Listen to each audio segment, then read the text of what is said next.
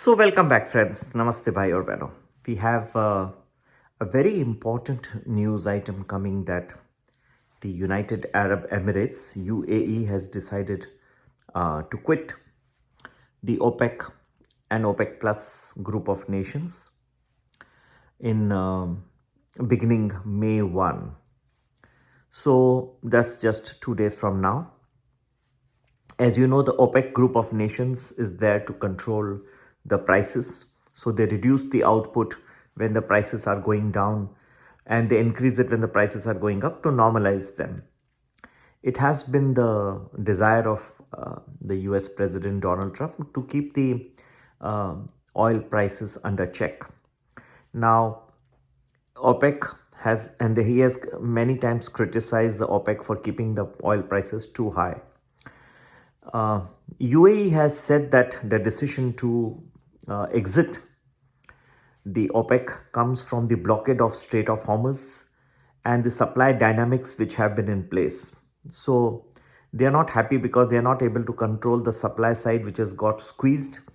Their supply is not going through. Even the American blockade is there, and they are not happy with the Saudi Arabian decisions. So they have decided to exit. In my opinion, it's good for the United States because now they can deal independently with UAE. However, there is another way of looking at it कि ये भी हो सकता है कि OPEC अब week होना शुरू हो जाएगा. पर ओपेक क्या था? ओपेक के ऊपर हालांकि प्रेसिडेंट ट्रम्प कह रहे थे, लेकिन फिर भी उनका कंट्रोल तो काफ़ी रहा था. ठीक है. Once these people leave, you can find a changing dynamics. ये फिर अब किसी भी अमेरिका से तो करेंगे, लेकिन और कहाँ से भी वो डील कर सकते हैं. ठीक है. तो एक यूनिटी फ्रेजाइल हो जाएगी. ऑयल प्राइसेस में जो स्थिरता एक्सपेक्टेड थी वो अब और अस्थिर हो जाएगा. ये थोड़ा सा एक रूप में देखा जाए तो नेगेटिव भी हो सकता है. ठीक है. क्योंकि ये लोग साथ में मिलके और डिसीजन करते थे, अब वो साथ में नहीं मिलेंगे, तो मतलब कि ये इंडिपेंडेंटली डील कर सकते हैं दूसरे देशों से.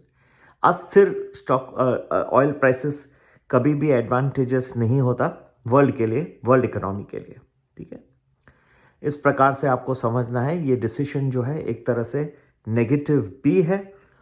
प्रेसिडेंट ट्रम्प की आंखों से देखा जाए तो उसके लिए पॉजिटिव है, क्योंकि ओपेक वीक हो गया. हमेशा ही क्रिटिसाइज करते थे कि ओपेक को ज़्यादा पावर मिल जाती है और ऐसे रेट उनके रहते हैं. तो ये कुल मिला क्या इम्पैक्ट रहेगा ये आपको समझना होगा. इस वक्त मेरे ख्याल से जो ब्लॉकेड हुआ है स्ट्रेट ऑफ हॉर्मज में, उसका बड़ा रोल था यूएई के डिसीजन में. और यूएई बहुत करीब रहे हैं, उनके जो अमीर हैं ये सब बहुत करीब रहे हैं. भारतीय सरकार मोदी के साथ अच्छा रिलेशन है. आई थिंक ये इनफैक्ट बेनिफिशियल हो सकता है भारत के लिए, क्योंकि वो इंडिपेंडेंटली बहुत सारे डील्स कर सकते हैं.